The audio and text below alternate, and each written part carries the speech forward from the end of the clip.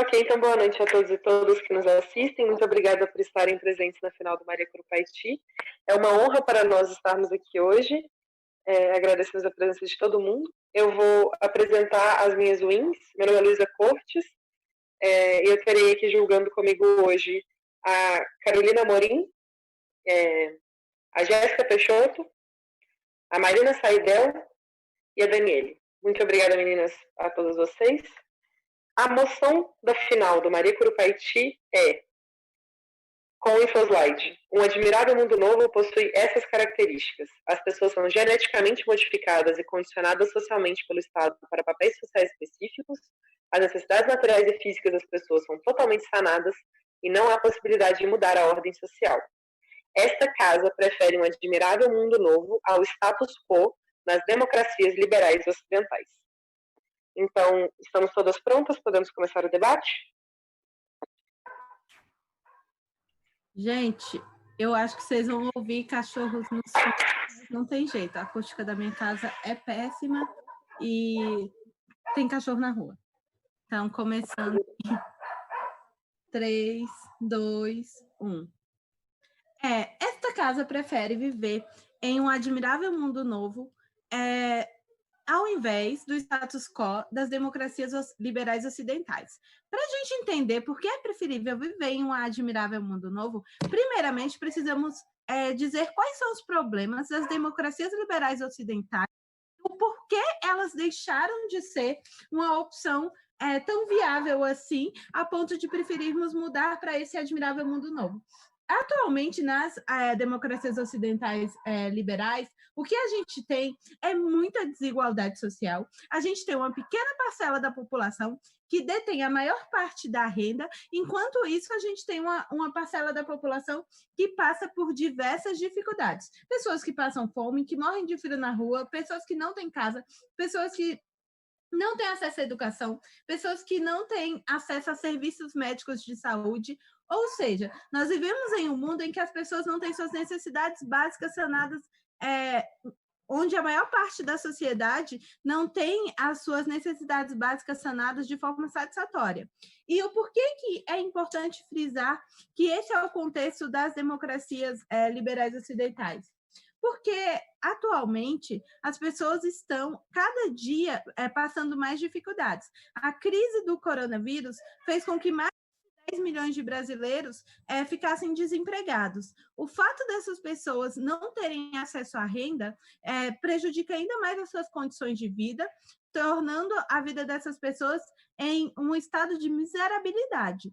E o porquê que a gente prefere, então, viver num admirável mundo novo? O admirável mundo novo é um local onde essas pessoas vão estar condicionadas a exercer uma função social e vão nascer condicionadas para aquilo e executarão aquela função social, e em troca disso, essas pessoas serão materialmente, fisicamente, todas as suas necessidades sanadas. Ou seja, essas pessoas não vão sentir fome, essas pessoas não vão precisar procurar cuidados médicos e não vão encontrar. Essas pessoas, elas terão acesso a saúde, educação, segurança, porque é muito bom frisar que o problema da violência ele é bastante agravado quando a população tem momentos de crise e situações de vulnerabilidade ao extremo. Muitas pessoas, elas precisam são cooptadas pela violência, praticam assaltos e crimes para satisfazer necessidades básicas, pois existe uma ausência do Estado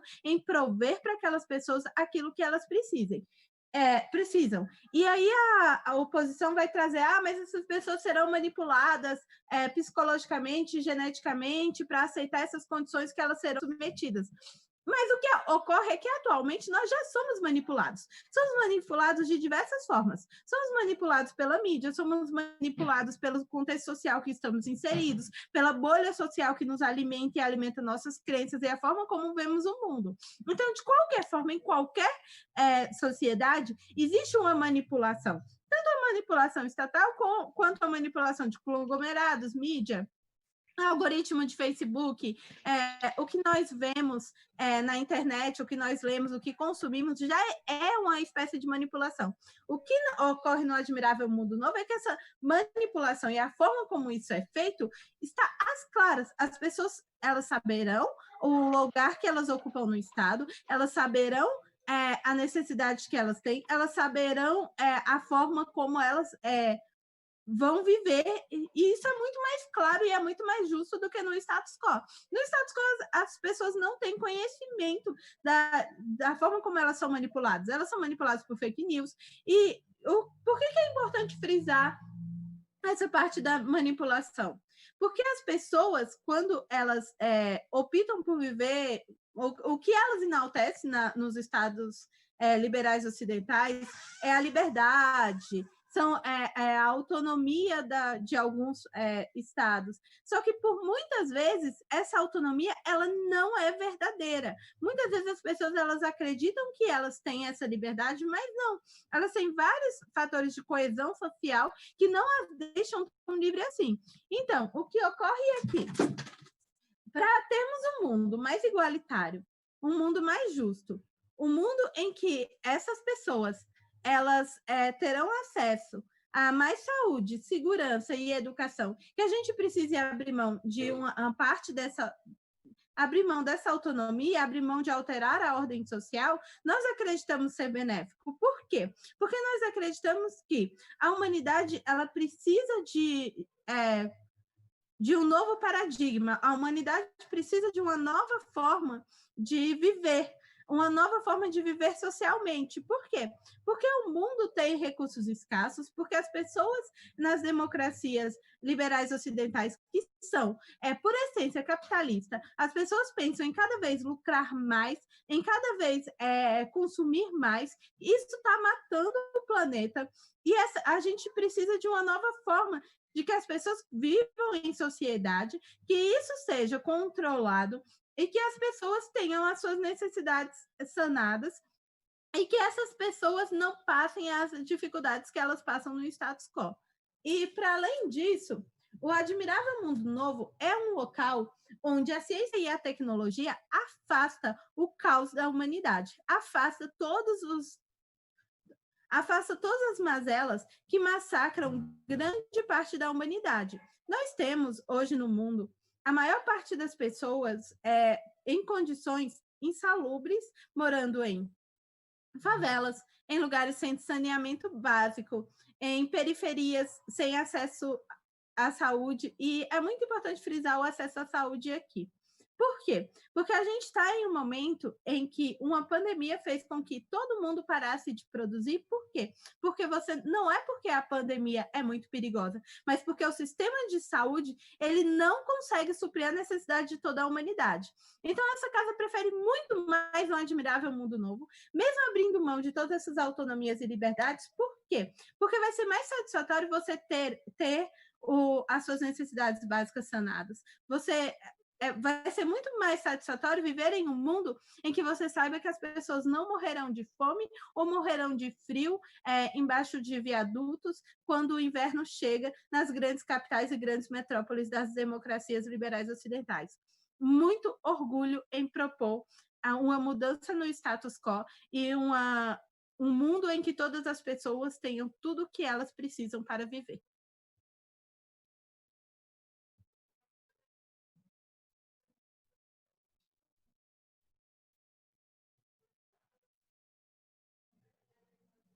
Muito obrigada, Flávia, pelo seu discurso. Eu chamo, então, a Rafa para líder da oposição. Oi, gente, conseguem todas me ouvir? Certo, vou colocar o meu cronômetro aqui.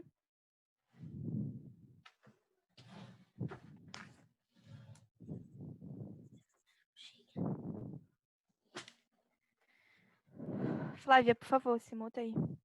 Oh, foi mal. Imagina.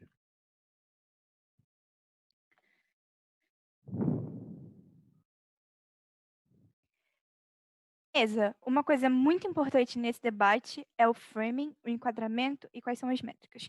Algo que o primeiro governo se esquiva de fazer. Vamos. 4, caracterizações extremamente importantes sobre esse debate. Primeiro, nós vivemos numa sociedade onde existem dificuldades, concordamos com o que o primeiro governo aborda, e também concordamos que há e continuamente irão existir violações dos direitos dessas pessoas. Na nossa sociedade, a única maneira de fazer com que haja um levante democrático para alterar de maneira significativa esse cenário que é tão ruim. No nosso cenário, é a única forma de fazer com que um espaço de denúncia constante por parte da população para todo e qualquer tipo de violação que exista por parte do poder público. No cenário onde o governo defende, isso não é possível de existir. Compramos a caracterização e mostramos por que no nosso, no comparativo, é melhor. Qual que é desse debate e qual que é a win condition para que a gente estabeleça o melhor para todo mundo?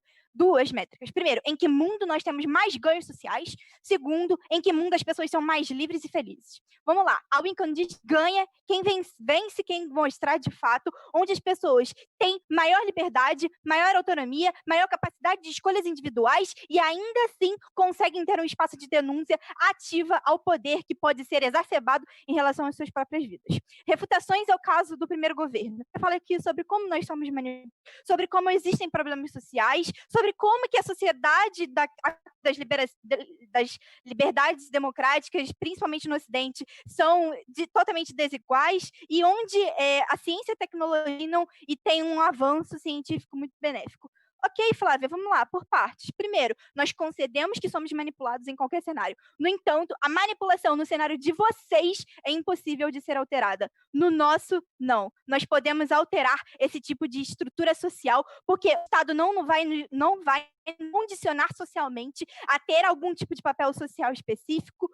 A gente vai ter, ainda que algum tipo de dificuldade material, física, essas coisas, mas vamos ter uma capacidade, um senso crítico de reparar que estamos nessa situação e desejarmos mudar ela. No cenário de vocês, isso não é possível de ocorrer. E mais do que isso, terceira e última caracterização sobre isso, nós podemos efetivamente mudar a ordem social. Nós entendemos que esses problemas sociais continuarão a existir no nosso cenário, nos nossos paradigmas só são possíveis de serem vencidos todas as vezes que a população podem, sobre isso, suas próprias visões, suas próprias análises, sem ser manipulada num tipo de cenário em que não há possibilidade de ação. E não adianta negar ou não adianta falar que isso não é verdade, porque está no próprio InfoSlide, se atentem à moção. Mais do que isso, vocês deveriam ter comprado esse ônibus. E mais do que isso, nós fomos criados com a possibilidade de fazer com que essas mudanças fossem efetivas. No cenário de vocês, os indivíduos eles são presos, não são livres, autonomia que você diz que não é importante, sim, mesa, acaba. Vai, Flávia, Rafa, considerando que as pessoas já se revoltam, que as pessoas já fazem piquete, que as pessoas já quebram, isso não muda o status quo, como que vocês vão mudar essa ordem social? Não importa se o status quo vai mudar, simplesmente a possibilidade de você fazer com que ele mude já é mais do que suficiente nesse cenário. Vamos lá, último ponto de reputação, ciência e tecnologia. Ciência e tecnologia que nos aprisionam, algoritmos que direcionam a nossa vida, que enviesam as nossas escolhas, nos fazem ser aquela pessoa que nós às vezes não desejamos ser, escolhas não livres, totalmente condicionando aquilo que essas pessoas querem que seja, e um culto, um apelo desnecessário a um progresso científico que só faz mal e condiciona as entidades dos seres humanos ao que o próprio Estado deseja que seja. 2 pontos importantes nesse discurso, mesa. Vamos lá. O primeiro, nós criamos uma sociedade do controle. Uma sociedade do controle onde o culto ao progresso do sistema por parte dos poderosos é o que reina. Uma sociedade do controle onde abandonamos as individualidades dos seres humanos e fazemos com que vetos como, por exemplo, você lutar pela sua melhora no sistema social, ou até mesmo a possibilidade de você entender que você necessita, não existirão. Mais do que isso, uma sociedade do controle que tem um fascínio pelo controle dos corpos, na medida em que dosifica essas pessoas e faz um controle embrionário de quem pode ou quem não pode nascer.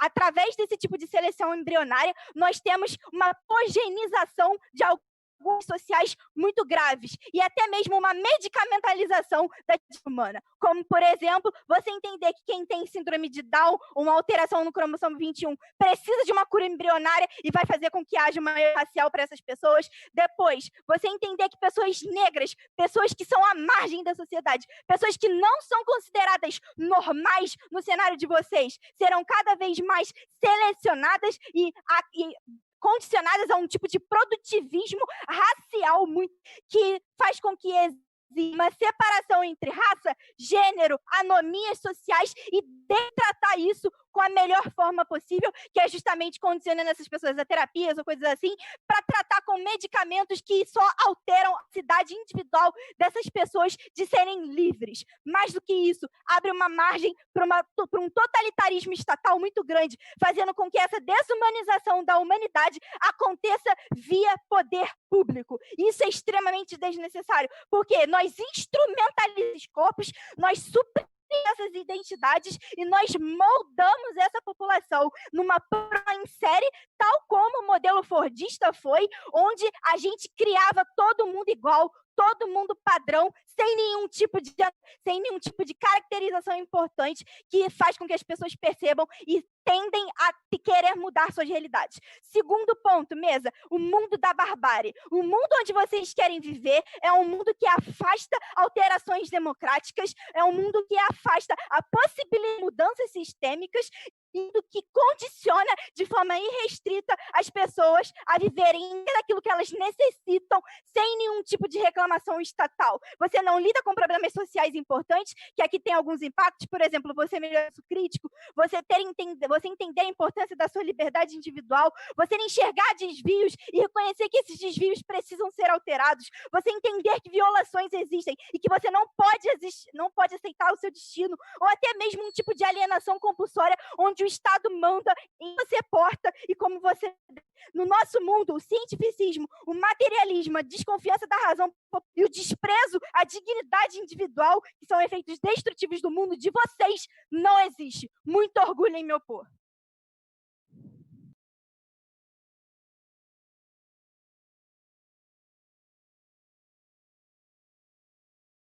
Muito obrigada pelo seu discurso, Rafa. Eu chamo então a Elisa como vice-líder do governo para fazer seu discurso. Vocês me escutam? Me escutam? Só me deem um oi. Porque eu tô pelo celular. Deixa eu tentar botar todo mundo aqui, só para eu ver os pós. Eu acho que não dá para botar pelo celular tudo, não. Então, põe no chat, que eu vou abrir aqui no chat. Espera aí. Ai, não tem como. Puta que pariu. Como é que eu vou ver os pós? Rapidinho. Põe... Ah, vai chegar, né? Vai chegar, vai subindo. Para de fazer barulho!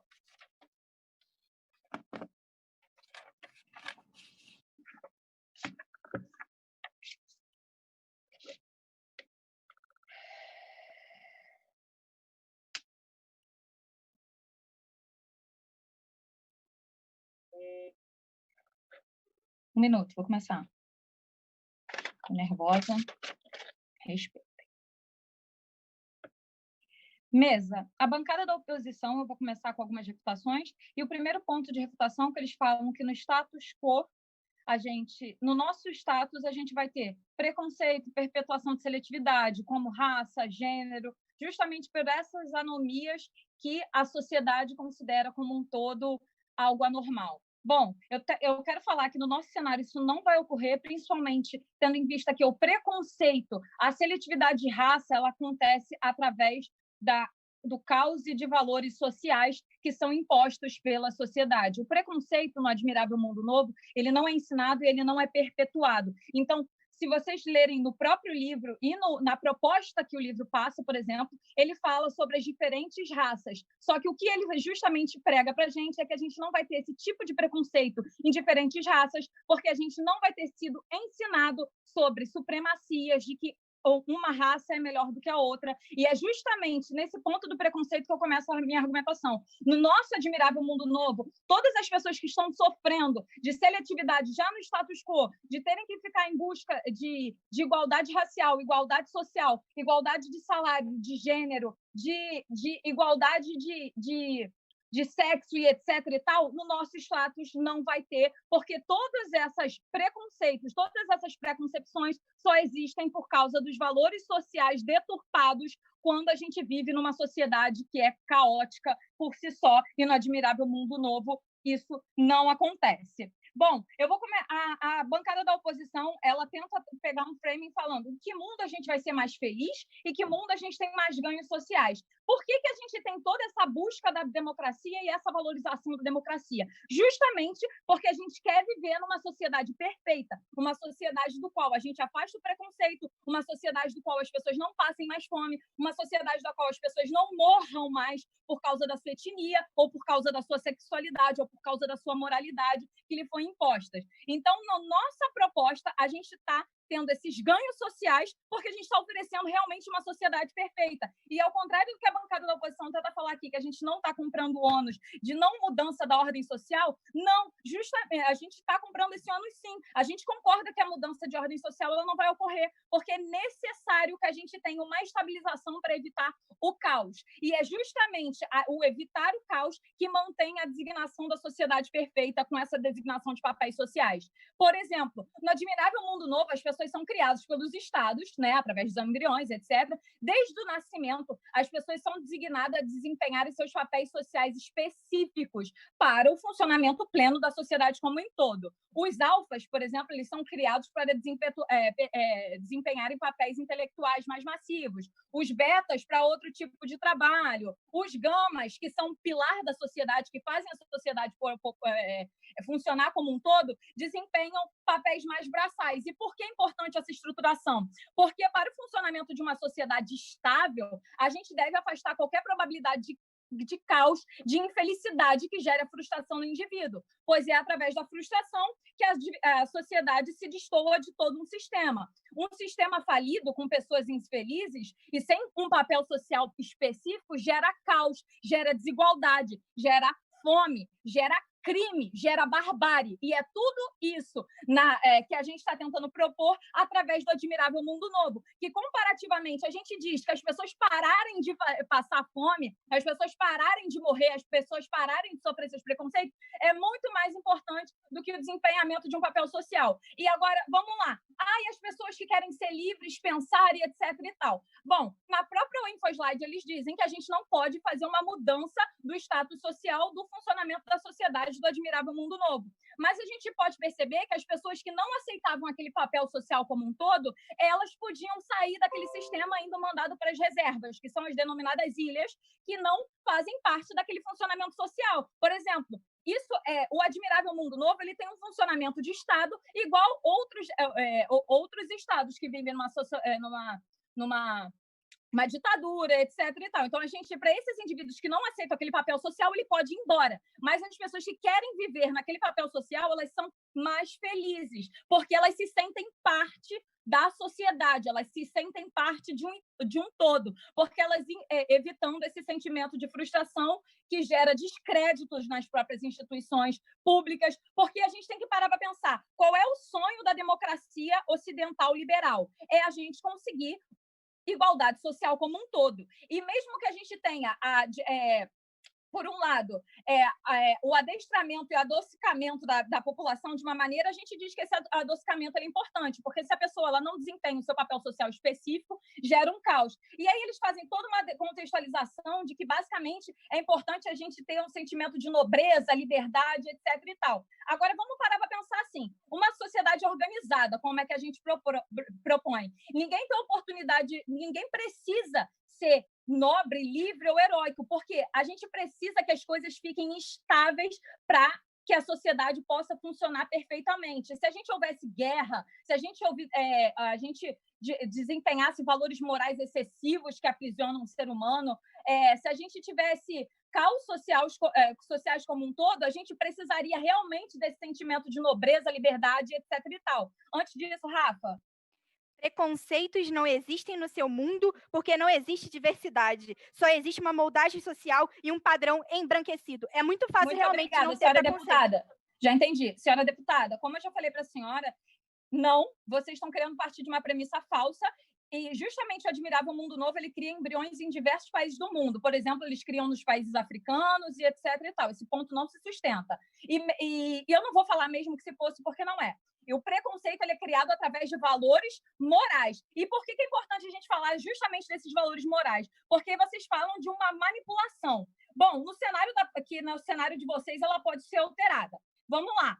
A manipulação ela já acontece em qualquer um dos cenários. Só que no nosso cenário, essa manipulação ela causa muito mais bem do que mal. Porque vamos parar para pensar. Uma pessoa que, por exemplo, se tem os seus valores morais atribuídos, a gente vive em diversos valores morais que impedem o indivíduo de fazer realmente as suas vontades. Não muitas vezes porque eles acreditam que aquilo é errado, mas justamente pelo sentimento de punição e julgamento alheio. Então, você tem, por exemplo, sentimento de moralidade, outras coisas que só existem no cenário de vocês. No nosso cenário, a gente afasta o preconceito, afasta o caos social, mesmo que isso a gente tenha que abrir mão de algumas liberdades. Muito obrigada, muito orgulho em defender.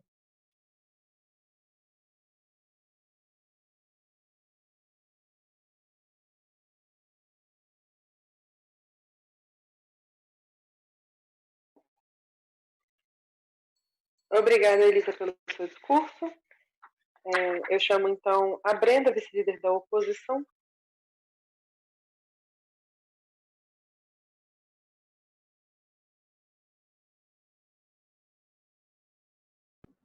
Ei, gente, tá dando para me ouvir?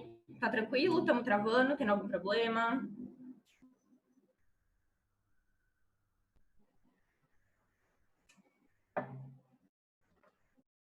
Beleza, já vou começar, então.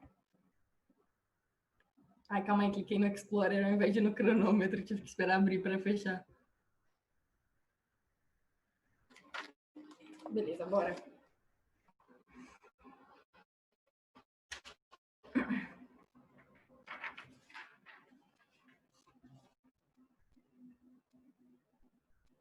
Primeiro que tem que ser dita nesse debate, as meninas do primeiro governo vêm aqui falar que a gente já é manipulados. Gente, por favor, é muito diferente você ser manipulado, porque você tem contato com determinadas bolhas, esse tipo de coisa que é totalmente quebrável, é totalmente rompível se você está dentro de uma bolha cristã, ainda que você vá sofrer punição e julgamento, que a Elisa tenta passar aqui pra gente, por exemplo, você pode sair desse tipo de coisa, o que você não pode no cenário do governo, e essa é uma distinção que tem que ficar muito clara. E só essa possibilidade de romper já consta como liberdade, já é muito importante nesse sentido. Além do mais, a gente tem um cenário em que a gente tem agentes diversos, com uma possibilidade de subversão do sistema. Então, o que as meninas têm que apontar de que a mudança não aconteceria não é verdade. Mas antes disso, refutando justamente esses pontos que a Elisa traz pra gente. Ela fala aqui sobre como as duas meninas do primeiro governo trazem pra gente sobre como as democracias liberais têm problemas. Mas elas também são estruturalmente construídas de maneiras que eu vou analisar depois. Para o quê? Que a penetração da opinião das pessoas aconteça de fato. Ainda que ela seja difícil, e a gente tem motivos muito bons para acreditar que esse tipo de coisa acontece, que a população consegue sim, efetivamente, ir lá e lutar por saúde e ter conquistas muito relevantes. A gente vê isso acontecendo já em países mais desenvolvidos, a gente já vê isso acontecendo aqui na América Latina, que já é uma região mais subdesenvolvida. Nós temos motivos para crer que o cenário futuro das democracias liberais é um cenário positivo e um cenário mais com menos desigualdade, ou pelo menos com menos sofrimento, o que já é bom bastante. Então, nesse sentido, as democracias liberais podem ser feitas diferentes. Qual que é o problema? Os defeitos que o Admirável Mundo tem, que a Rafa já pintou aqui pra gente, eles vão estar lá estruturalmente para sempre, porque o Admirável Mundo Novo, ele é feito desse jeito, ele é feito para ser intocável. Você tem uma impossibilidade de reconstrução da realidade, porque as pessoas nem visualizam que a realidade pode ser diferente. E isso é que é dano à liberdade, primeiro governo. Não é fake news, porque fake news você tem tudo bem, um agente gerando algum controle nesse sentido, mas você tem outros agentes em volta também que estão competindo por todas essas coisas. Então você tem a possibilidade de romper, de sair, de ter mais informação. E também não é valores morais, não, Elisa, porque ainda que você tenha a punição e o julgamento, como eu já falei, a sociedade tem cada vez mudado mais seu ponto de vista sobre isso. Isso tem a ver com o fato de a gente viver em uma sociedade que favorece que as pessoas coloquem as pautas dela e que dá meios para que elas façam isso perante a sociedade civil e perante o governo, mas ainda assim não são valores morais, porque os valores morais também são quebráveis. As pessoas constantemente que vão na igreja, param de ir na igreja, saem do círculo social, tudo mais. Tá, beleza. Dito isso, Admirável Mundo Novo versus democracias liberais. Principal diferença, liberdade. Liberdade é o quê? A possibilidade de você fazer o que te convém. Isso é parte da sua autonomia. Não tem liberdade no Admirável Mundo Novo por dois motivos. Primeiro, você tem mecanismos de controle. O primeiro, genético, e o segundo, social, o que nos entra. O genético é extremamente problemático por si, porque é justamente o que? A ideia de criar cachorros mais dóceis. É exatamente isso que o governo quer fazer com a população. Quando você faz a modificação genética, é um controle de corpo, dessa padronização, ou ao menos essa escala dentro das quais as pessoas se encaixam, que a Rafa já pintou aqui, mas também é um controle do que pensar e do que sentir. Você é nada mais do que as reações químicas que são ordenadas pela sua genética, que é completamente acidental. Quando isso deixa de ser acidental, sabe o que se torna, gente? Se torna programação. E aqui eu não vou falar só do risco que a gente tem, que é o risco do governo ser uma entidade com más intenções, mas também sobre a perda de autonomia que você tem, porque agora você é biologicamente e quimicamente feito para uma coisa. Você deixa de ser um fim em si mesmo e agora você é só instrumentalizado pelo governo para gerar harmonia social, o que nos leva justamente a outro problema. Mas antes de uma outra breve análise sobre essa questão social também, as coisas que você tem contato, ambiente restrito, educação restrita, assuntos restritos, todas essas coisas também servem para moldar a sua visão de mundo de um jeito que você não saia mais da caixinha.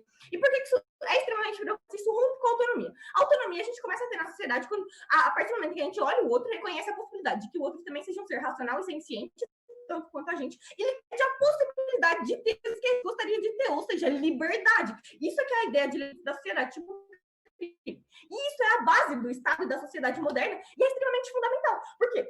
Porque isso é, inclusive, o governo pode vir aqui falar sobre direitos materiais, esse tipo de coisa, é, inclusive, a ideia de autonomia, a ideia de liberdade que fundam as ideias de direitos materiais. O que eu quero de coisas que, como você não pode ser escravizado, você não pode passar fome, você não pode morar na rua. A Elisa vem aqui falar pra gente que é o sonho da democracia liberal. Sim, é o sonho da democracia liberal. Mas sabe por quê? Porque tudo isso é a base para a finalidade das democracias liberais, que é os indivíduos serem capazes de exercer sua própria liberdade, sua própria autonomia. O mundo do governo não faz sentido porque eles querem colocar a satisfação material das pessoas como um fim em si mesmo. Isso é o que é dar biscoito pro cachorro que obedece, gente. O que eu tô dizendo aqui é, nas democracias liberais, o Estado serve as pessoas e não o contrário.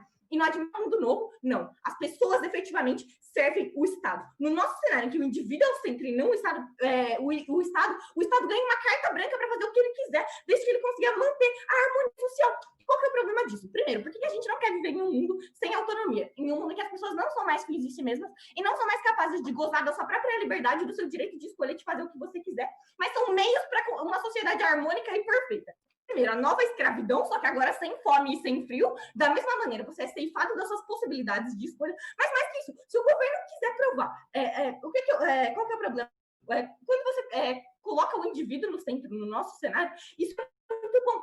A sociedade no centro, desse jeito, no Admirável Mundo Novo, o que acontece é você coloca o Estado no centro. Isso é pior ainda. Isso é a crítica marxista clássica de que a entidade que representa a população é diferente da população. Ela é corruptível, ela tem interesses próprios e ela é problemática. E aí que entra o liberalismo, quando ele empodera o indivíduo. Ele blinda esse indivíduo. Por quê? Porque agora o sistema e o Estado são obrigados a responder à autonomia e à liberdade desse indivíduo. É isso que impede que a estrutura do Estado se sobreponha ao indivíduo e que o indivíduo consiga continuar gozando dessas coisas fundamentais para sua própria felicidade, seu próprio bem-estar, que são a sua autonomia e a sua liberdade. Elisa?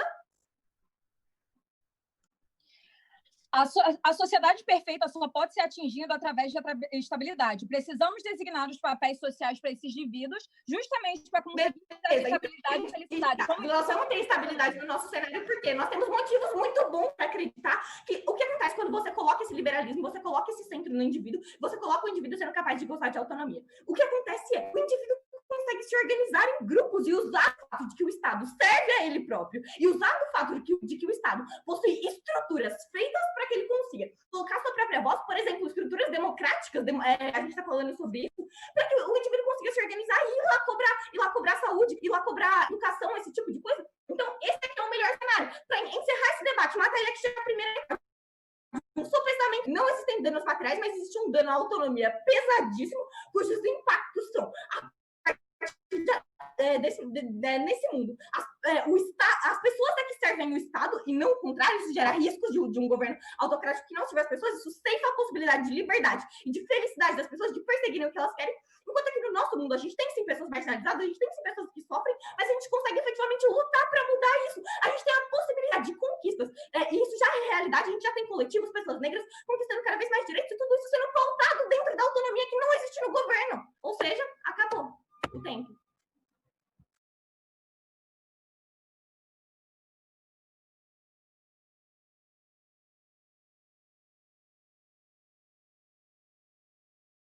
Obrigada, Brenda, pelo seu discurso. Para iniciar, então, a segunda metade do debate, Isabela, com a extensão do governo.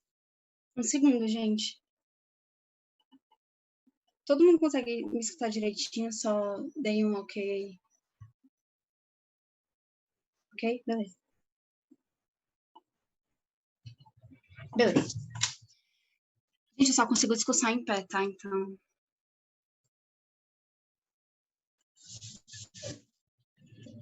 Só organizar minhas folhas.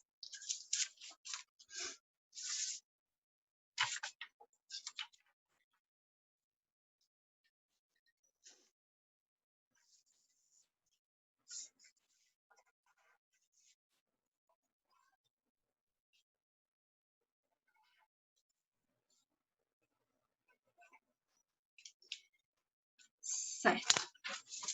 Oh, desculpa, eu esqueci o cronômetro.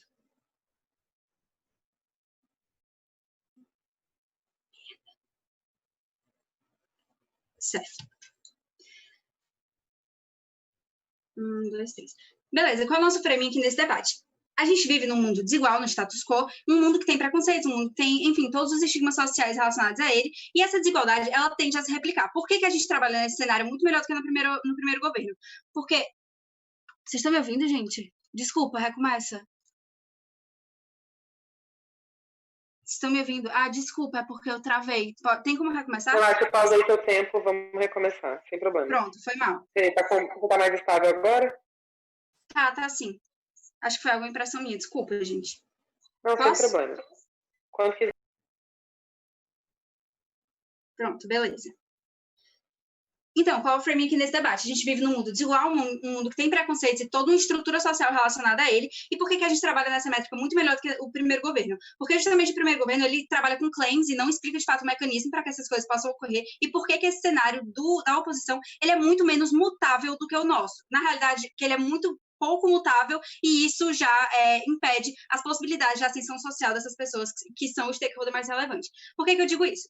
Essa desigualdade, ela tende a se replicar. O mecanismo aqui é porque justamente essa estrutura social, a superestrutura social que está sendo colocada, ela impede que essas pessoas façam esse tipo de mudança. As pessoas não conseguem ter acesso às necessidades mais básicas, elas não conseguem ascender nesse sistema teoricamente meritocrático, então elas não têm acesso aos meios que essa sociedade do status quo colocam para que elas consigam se estabelecer materialmente falando. E aí a gente tem meios de mudança, por exemplo, no status quo, que não existem de forma suficiente, já que essa superestrutura impede ele, tira os meios deles e a própria possibilidade de escolha deles de ascender até onde eles gostariam. Então a gente tem essa falsa ideia de meritocracia, a gente tem apenas métodos paliativos para resolver esse problema.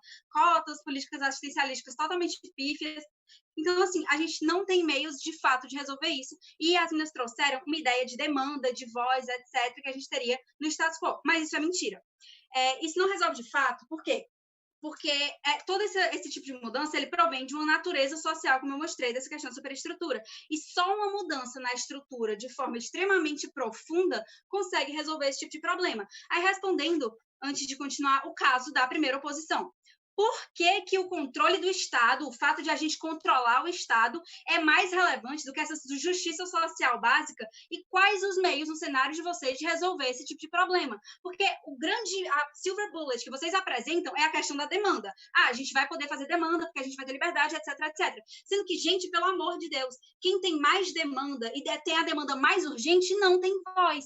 Então, a partir do momento que, ainda que eles tenham essa liberdade, eles não conseguem efetivar a demanda deles, eles não conseguem estabelecer esse mecanismo de controle no Estado ou estabelecer a pauta deles de forma suficiente, porque eles não têm voz justamente por conta dessa superestrutura que usurpa deles o próprio poder de escolha que vocês colocaram que seria um valor essencial. E aí, vamos lá, o stakeholder realmente mais relevante aqui nesse debate são as pessoas mais pobres, as pessoas que sofrem de fato com essa estrutura social que é negativa para elas, e a gente tem esse stakeholder de forma qualitativa e quantitativa. É a maior parte das pessoas e as pessoas mais vulneráveis. E aí a gente tem toda uma estrutura, por exemplo, por que a gente precisaria mudar essa ordem? Cara, tu trouxe uma ideia de mudança sistêmica, etc. Cara, essa mudança sistêmica, ela só ocorre a partir de uma necessidade profunda. Essa necessidade profunda no teu cenário existe. Existe fome, existe desigualdade, etc, etc, etc. Coisa que no nosso cenário não existe. Isso cria uma necessidade profunda de mudança, mas o teu próprio sistema impede, como eu mostrei. Tanto o teu mecanismo da voz, ele não é efetivo justamente porque essas pessoas são impedidas de colocar a demanda delas em pauta. No nosso cenário, essa necessidade de mudança é muito mitigada, porque a gente tem essas necessidades básicas atendidas. E por que que isso só adviria dessas necessidades realmente básicas e por que que elas são as mais relevantes? Cara, se não tem fome, se não tem desigualdade, se as pessoas estão tendo acesso aos serviços básicos, as pessoas não precisam de uma mudança realmente estrutural, de uma mudança assim tão grande. Por que que eu digo isso? Existe uma coisa que chama pirâmide de Maslow, a pirâmide de necessidades da população.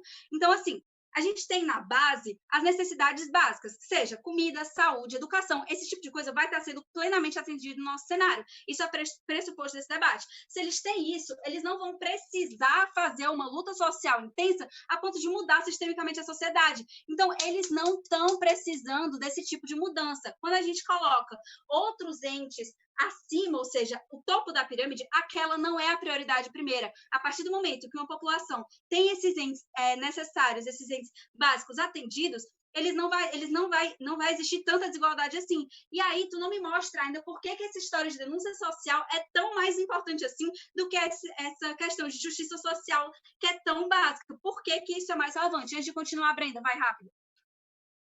Deputada, primeiro, você quer cortar o topo da pirâmide de Maslow, e segundo, se as pessoas não têm acesso aos meios, como elas conseguem conquistas tipo salário mínimo, SUS, até o MST conseguem criar um representante lá, e vocês querem falar que não tem possibilidade de mudança para os vulneráveis? Brenda, a questão é a seguinte, a gente tem toda uma superestrutura social que ela impede que essas pessoas realmente alcancem a mudança.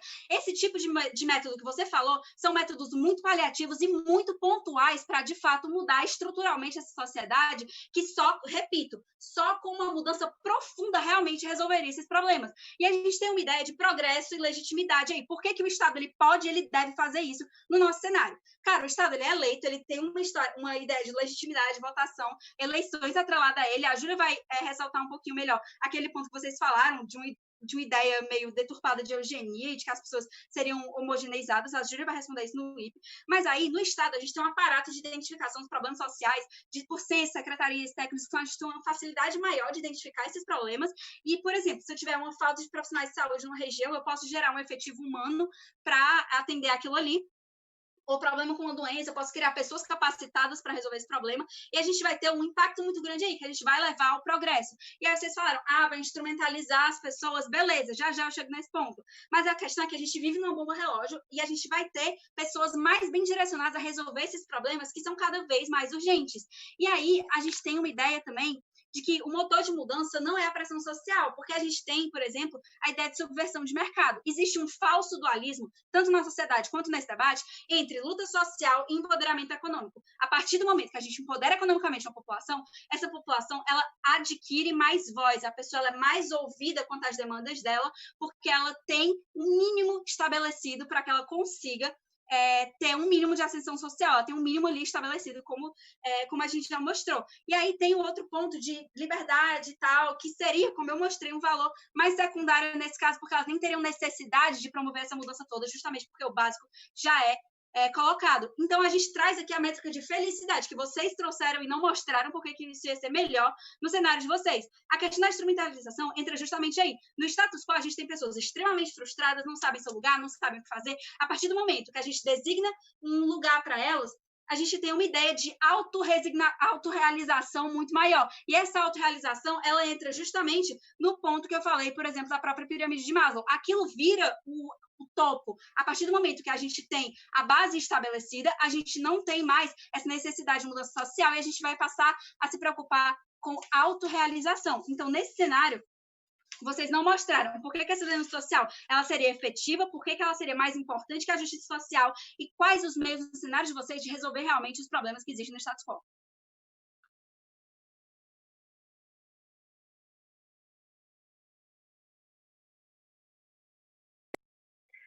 Muito obrigada pelo seu discurso, deputada. Eu chamo então a extensão da oposição, Ana Clara.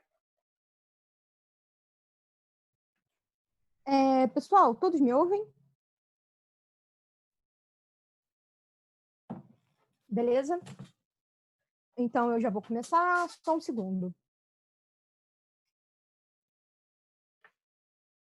Tá, eu vou trazer aqui basicamente 2 argumentos. No meu primeiro argumento, eu vou jogar no melhor cenário para o governo. Ou seja, enquanto a primeira oposição chegou e disse, olha só, vai existir uma eugenia. Eu vou mostrar que, ok, mesmo que ela não existisse, ou seja, mesmo no melhor cenário do governo, em que não existe essa eugenia, ainda assim as desigualdades são perpetuadas. Só esclarecendo novamente, não se trata de forma alguma de esfaquear a primeira oposição e nem mesmo de reproduzir o que a primeira oposição disse, porque eu vou partir de uma premissa distinta simplesmente para mostrar que a gente ganha nos 2 cenários, inclusive no melhor cenário, que seria o cenário da defesa. Tá. Meu primeiro argumento, como já disse, é a ideia de que esse sistema implicaria na manutenção de desigualdades sociais históricas. Veja, no status quo existem uma série de desigualdades sociais, inclusive desigualdade racial e desigualdade de gênero. Temos, mesmo dentro de democracias liberais, uma sociedade extremamente racista e uma sociedade extremamente machista subjuga negros e mulheres. Existem diversas pesquisas, por exemplo, que mostram que quando você mostra a alguém a foto de uma pessoa negra, automaticamente ela associa a uma profissão menos valorizada. E é algo bem intuitivo de entender. Existe todo um processo histórico de opressão ao negro que deixa ele em posições sociais mais baixas. Isso cria um mindset racista dentro da sociedade, que automaticamente associa ele àquelas profissões. Quantas vezes a gente não viu, por exemplo, a história de negros que eram chefes de empresas, advogados, médicos, mas quando chegavam no trabalho, as pessoas pediam para eles entrarem na porta de serviço, basicamente porque eles eram associados àquilo. O mesmo ocorre com as mulheres. Durante anos, elas foram relegadas a papéis secundários, nunca de liderança. Até hoje, quando a pessoa é uma mulher, não se associa a uma imagem de líder. Qual o problema disso? Ao que tudo indica, esse Estado vai reproduzir exatamente os mesmos vícios que existem atualmente. A primeira defesa, a segunda defesa tentam trazer a ideia de que, olha, claro que não vai existir isso, vai ser absolutamente perfeito e ter igualdade. Só que eles absolutamente não provam isso. O Estado é feito por homens. Homens são falhos. Homens são racistas, homens são machistas. E, diga-se de passagem, na nossa sociedade são, infelizmente, literalmente feitas por homens e não por mulheres, o que já representa aí um grande problema e mostra quem tende a ser mais pressionado, quem tende a sofrer mais dentro dessa estrutura social. Qual é o grande problema? Da mesma forma que o Estado e a sociedade, no status quo, relacionam pessoas, mulheres e negros, a posições sociais mais baixas, existe uma probabilidade de que esses preconceitos sejam reproduzidos nesse novo Estado. Só que existe uma diferença básica, que, ok, a primeira oposição já trouxe. Não há como mudar. O Estado ele vai tender a atribuir continuamente a esses setores posições sociais mais baixas. Então, qual é o trade-off aqui? Beleza, a gente dá comida, mas em troca, você vai ter que aceitar o ônus de ser sempre jogado em segundo plano, de ser sempre subjugado, de estar sempre em um status inferior.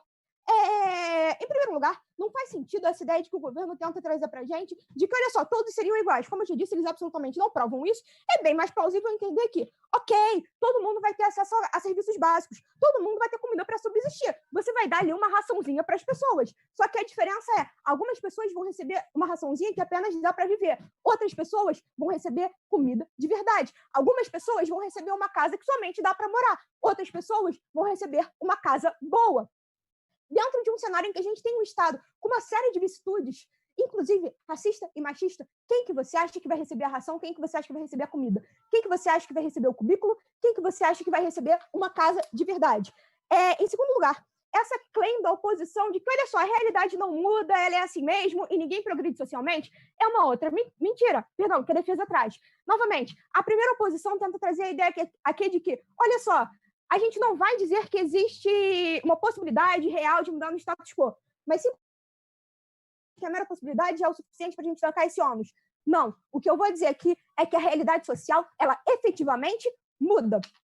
Vejam, a gente muda continuamente e gradativamente. Mulheres têm cada vez mais conquistados direito e igualdade. Cada vez mais a gente vê pessoas negras lutando e conquistando direitos. Hoje a gente vê policial. Hoje a gente vê policiais brancos racistas caindo e sendo presos como nunca antes acontecia. A gente superou a escravidão, a gente superou a lei de divisão racial, a gente tem superado cada vez mais violência policial. No nosso mundo, cada vez mais a gente muda em rumo à igualdade. No mundo de vocês, a gente simplesmente perpetua desigualdade. Ponto primeiro governo, 15 segundos. Senhora deputada, no mundo de vocês, vários negros e mulheres morrem antes dessa mudança ocorrer. No nosso mundo, isso não ocorre. Ninguém morre, todo mundo tem suas necessidades atendidas.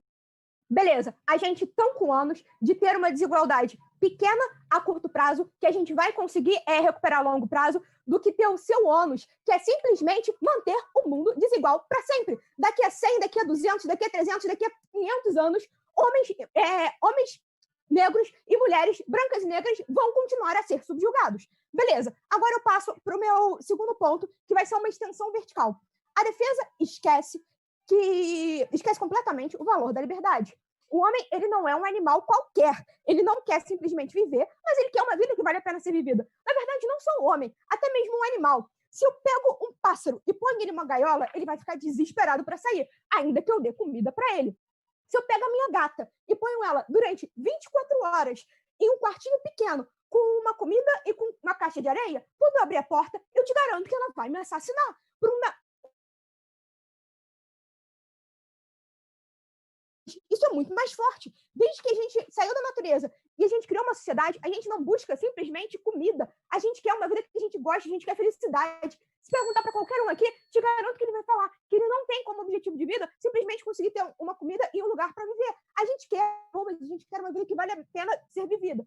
A primeira posição trabalha assim, um princípio lógico, mas falando simplesmente que, cara, o ser humano não é o fim em si mesmo, sem mostrar por que liberdade é importante. E o que a gente mostra aqui é que, de fato, liberdade significa felicidade e que não vale a pena viver uma vida sem felicidade.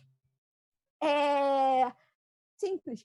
Do mesmo jeito que um pássaro fica puto quando ele fica trancado dentro de uma gaiola, o ser humano fica extremamente chateado, fica frustrado, fica depressivo, no qual ele de escolhas que não fez. Veja, o Estado programa ele para passar o resto da vida vivendo como um professor de matemática. E ainda que ele seja programado geneticamente para isso, não significa que ele vai estar. E aqui o trade-off que a gente tem é o seguinte, cara, a gente vai dar comida para ele, mas no final ele vai ter uma vida que não vale a pena ser vivida. Ou seja, na métrica de ganho social a gente ganha e na métrica de felicidade a gente também ganha. Porque o trade-off que vocês estão propondo é relegar pessoas a uma situação de infelicidade, de uma vida que eles não querem viver, simplesmente para eles terem acesso a um pouco de comida no final do mês. O que não é legítimo, o que não é justo. As pessoas não querem viver dessa forma. Com isso, eu encerro muito.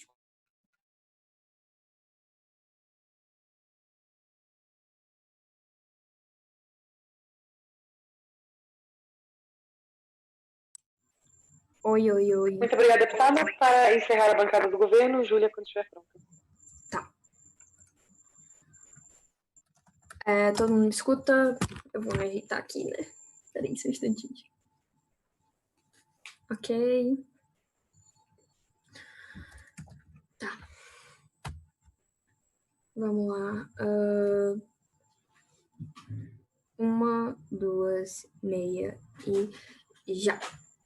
Senhora presidente, a gente precisa entender uma coisa muito clara dentro desse debate. Um dos principais erros da oposição que a gente tem é basicamente acreditar que no mundo atual as pessoas já são livres pelo simples fato de que elas têm o direito de liberdade. Como a Isabela traçou e como o governo todo concordou, a gente vive num mundo desigual em que as pessoas são limitadas a partir do momento em que elas são basicamente determinadas sobre o local que elas vivem, sobre a família em que elas vivem e sobre as oportunidades às quais elas vão acessar. A partir do pressuposto que as pessoas são livres porque elas têm o direito à liberdade, não é de fato uma realidade. A partir do momento em que existem pessoas que simplesmente não têm essa liberdade de escolha porque elas precisam sobreviver, porque elas precisam, por exemplo, botar comida na mesa, porque elas precisam, por exemplo, atender às suas realidades básicas, às suas necessidades imediatistas. No mundo em que a gente tem desemprego, em que a gente tem basicamente desigualdade social enorme, em que basicamente as pessoas têm que competir fervorosamente para poder sobreviver. No status quo, as pessoas não efetivamente são livres, as pessoas são basicamente levadas a cumprir, por exemplo, um papel social que muitas vezes é mais humilhante, um papel social que muitas vezes é pior para a qualidade de vida desses indivíduos, pelo fato de que eles não dispuseram,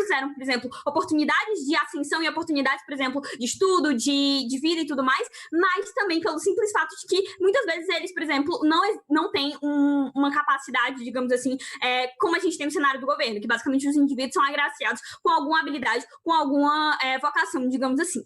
Além disso, a gente precisa entender que sobre a realização pessoal e sobre a insatisfação que esses indivíduos podem vir a ter, por exemplo, com a função social que eles vão ser designados, a gente entende que isso pode acontecer no nosso cenário, mas ainda assim, assim, existem outras esferas de realização pessoal dos indivíduos. Existe, por exemplo, a esfera de realização pessoal dentro da sua família. Existe, por exemplo, a esfera de realização pessoal dentro de um hobby que você exerce, e por aí vai. Então, falar que toda a felicidade do indivíduo está sendo condicionada à simples função social que ele está exercendo dentro do Estado é dar uma visão extremamente simplista sobre a função das pessoas dentro da sociedade. E, além do mais, as pessoas, muitas vezes, elas basicamente já estão condicionadas, por exemplo, a seguir certos trabalhos pelo fato de que, mesmo nas classes mais superiores, elas querem ter, por exemplo, um ganho maior, um status maior e por aí vai. Então, isso não é muito diferente do cenário de vocês. Além disso, basicamente, vocês falam que as pessoas, por exemplo, vão ser condicionadas em um papel, digamos assim, a partir de uma visão do Estado necessariamente preconceituosa. A gente precisa entender que, no nosso cenário, ainda que se replique alguns preconceitos,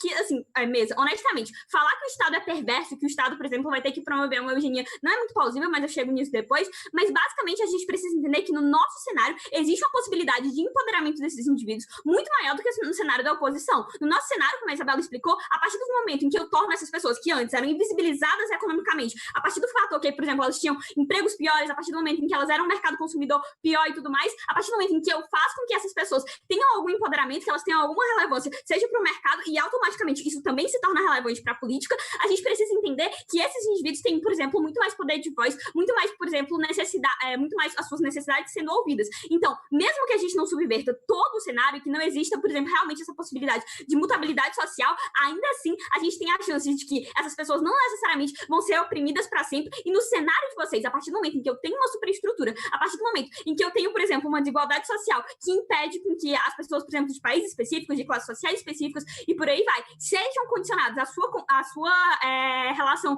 de basicamente serem hipossuficientes dentro da sociedade, e que basicamente não terem as mesmas oportunidades, é muito mais desigual, é muito mais injusto dentro do cenário de vocês, porque vocês dão uma falsa impressão de mudança, quando, na verdade, esses indivíduos estão sendo condicionados a escolher sempre o mesmo, sendo condicionados a basicamente serem hipossuficientes. Basicamente, você ter a possibilidade de mudança não é o suficiente para você promover essa mudança dentro da sociedade. E no nosso cenário, a partir de todos os benefícios que a gente já citou, e diferenciando logo do primeiro governo, em que basicamente a gente aqui repetitivamente prova que não é só esse benefício social de que basicamente as pessoas vão ter, digamos, oportunidades mais justas, mas também a partir do momento em que o Estado tem uma possibilidade de identificação de problemas que são urgentes e que precisam ser solucionados e que eles são capazes de serem identificados por parte do Estado. Então, a gente tem no status quo, por exemplo, algumas bombas relógios. A gente precisa, por exemplo, resolver algumas doenças. A gente precisa, por exemplo, de um progresso científico. A gente precisa, por exemplo, de combater o aquecimento global. Se eu identifico, por exemplo, esse problema específico a partir da máquina do Estado, que tem muito mais aparato e que muitas vezes tem muito mais legitimidade do que qualquer instituição dentro da sociedade, a gente basicamente consegue solucionar mais rapidamente esses problemas e atingir, de fato, progresso. A gente traz aqui esse mecanismo que é muito mais eficiente do que o do primeiro governo. Mas passando para a primeira oposição. A primeira oposição, basicamente, ela parte do pressuposto de que a gente tem um condicionamento genético que basicamente vai fazer com que as pessoas, por exemplo, estejam, digamos assim, mais apáticas politicamente e tudo mais. A gente precisa entender que mesmo que as pessoas sejam menos conscientes e que a gente tenha alguma perda dentro do senso crítico, a partir do momento em que a gente não tem tantas disparidades sociais e tantos problemas a serem resolvidos, isso não se torna um problema tão grave. A gente concorda que sim, existem, enfim, assimetrias que ainda podem continuar no nosso cenário, mas o maior problema que a gente tem no status quo, que é de distribuição de riqueza, que é injusta, é basicamente um dos problemas que é mais desincentivado. Brenda, pode falar, rapidão. A dupla fala que as pessoas, depois que tiverem base, vão buscar autorrealização. Mas qual autorrealização é essa? Sua carreira já está feita, seu papel na sociedade é imutável, até sua família vai ser gente do seu... Como eu falei, vocês basicamente trabalham num cenário em que a carreira de uma pessoa define quem ela é. Isso não é verdade. As experiências que essa pessoa vem a ter, por exemplo, religiosamente, familiarmente, seja em questão de hobbies, elas definem quem é esse indivíduo. E basicamente falar, Brenda, de que basicamente as pessoas pegam e são o código genético delas é uma visão muito simplista. Você é o que você vive, você é as experiências às quais você é submetido. Então, essa individualidade não é 100% perdida a partir desse cenário. E, além do mais, a Rafa falou sobre, basicamente, a gente vai querer mudar os aspectos relacionados a padrões estéticos. Elas não me dão digamos assim, uma razão pela qual o Estado efetivamente quereria fazer esse tipo de mudança, mas, para além disso, a gente precisa entender que esse padrão eugênico no cenário delas é pouco provável à medida que a gente tem sociedades que funcionam de formas diferentes e que têm padrões diferentes. Então, a partir desse momento, vocês também não me provam por que necessariamente necessariamente, por exemplo, a gente tem indivíduos que tenham, por exemplo, alguns problemas relacionados à saúde, vai ser melhor para eles e vai ser melhor para a sociedade. A gente precisa entender que doenças genéticas, elas diminuem, por exemplo, a qualidade de vida daquelas pessoas frente à própria saúde delas, elas têm mais dificuldade, por exemplo, de conseguir emprego, de se relacionar e por aí vai. Então, até olhando para essa felicidade individual, a gente ainda ganha nessa métrica. Mas, para além disso, quando a gente fala sobre as pessoas servirem ao Estado e tudo mais, e que as pessoas vão ser instrumentalizadas, gente, a partir do momento em que as pessoas, elas não estão necessariamente submetidas a um Estado perverso, que elas só tratam do cenário de um Estado perverso, mas que elas podem servir, por exemplo, a um propósito comum e de evolução social e de comunitariedade que é representado e personificado nessa figura de Estado, é muito mais relevante e é muito mais provável que, por exemplo, a gente tenha algum tipo de progresso social e tudo mais. E todas essas explicações, basicamente, só vem no discurso da Isabela, que é mais comparativa, quem identifica como é que os problemas no cenário da oposição são resolvidos, mas, para além disso, é quem dá realmente os mecanismos que a gente vai solucionar esses problemas. Obrigada.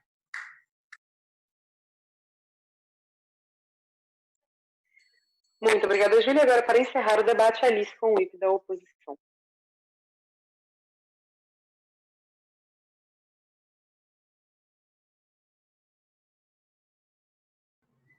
Oi, gente, tudo bem? Vocês conseguem me ouvir? Vou soltar meu cabelo rapidinho.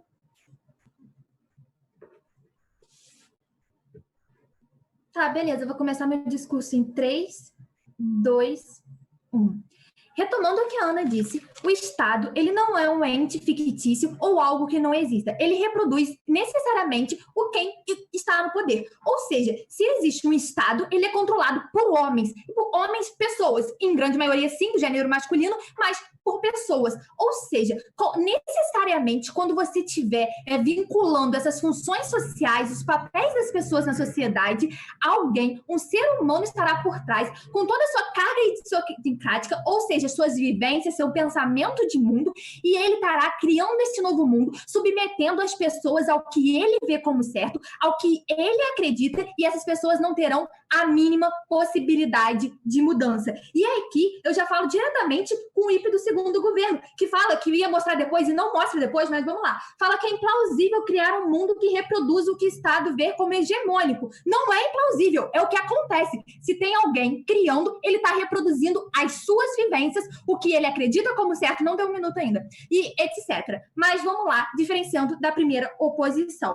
Eles falam um pouco sobre espaço de denúncia constante, eles falam sobre as duas métricas, e as duas a Ana leva, mais ganhos sociais. Ela explica que no cenário ainda tem um ganho social que elas falam sim, mas elas, além disso, ela mostra, e ela é que mostra por que no mundo do governo esses ganhos sociais não serão da forma que eles apontam, porque existirá uma perpetuação, sim, das desigualdades que já existem nas democracias liberais, porque essas pessoas que estão no poder dessas democracias que criarão esse mundo novo, e a questão das liberdades sociais, que a Ana mostra, de fato, o porquê. Liberdade é, sim, sinônimo de felicidade. A Ana enfrenta o melhor cenário do governo, mostrando que ainda no caso deles, o nosso mundo é preferível, porque ele é um mundo mais justo, ele é um mundo com pessoas mais felizes. Liberdade está intrinsecamente ligada à felicidade. Vou dar ponto para o primeiro governo.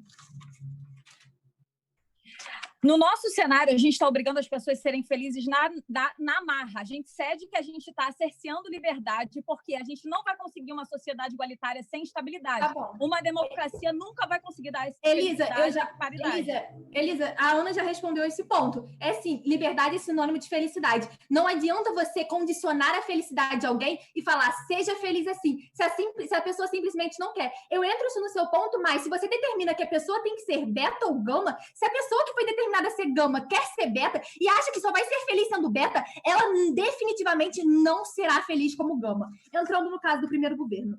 No admirável, eles trazem, no admirável mundo novo, as pessoas teriam suas necessidades suprimidas, e aí eles mostram sobre menos desigualdade.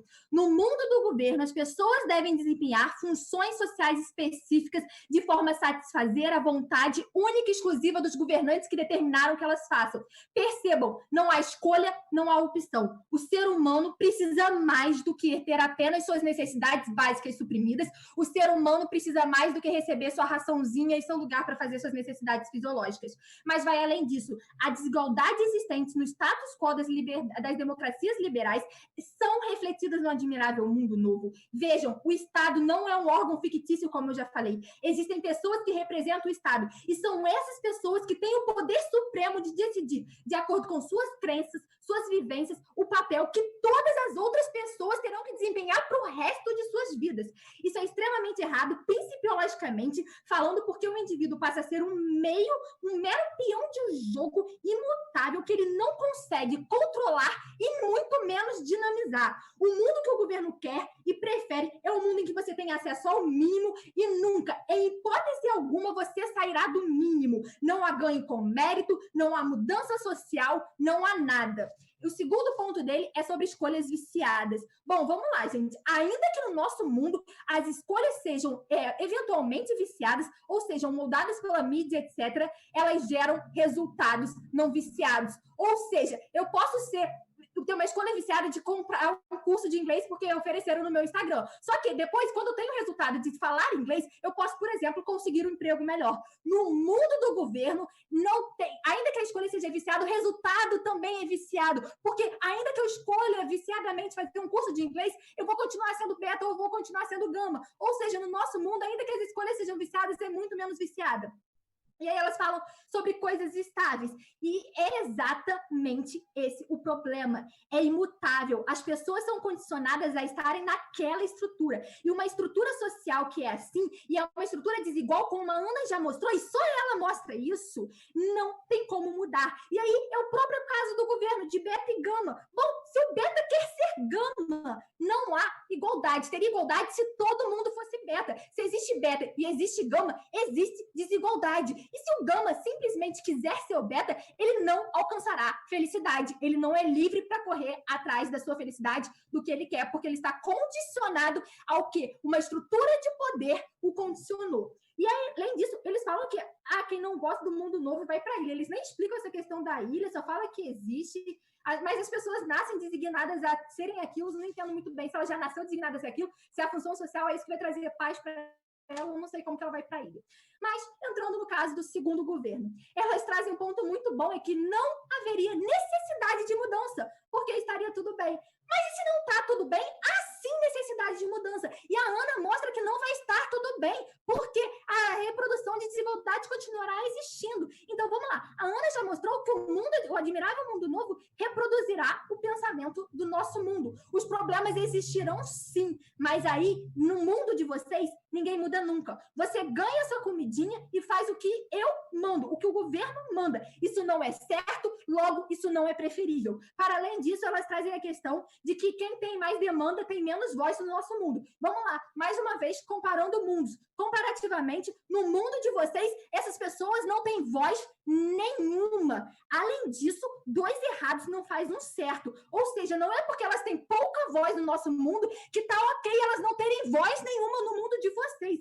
Além disso, no nosso mundo, a possibilidade de mudança de cenário para que essas pessoas que atualmente não têm voz passam a ter voz. No mundo de vocês, não tem voz para ninguém. Seja para quem tem mais demanda, seja para quem tem menos demanda. Péssimo. E aí, vocês trazem a questão da felicidade, porque elas já sabem para o que foram criadas, e aí elas vão ser extremamente felizes, porque tem uma designação.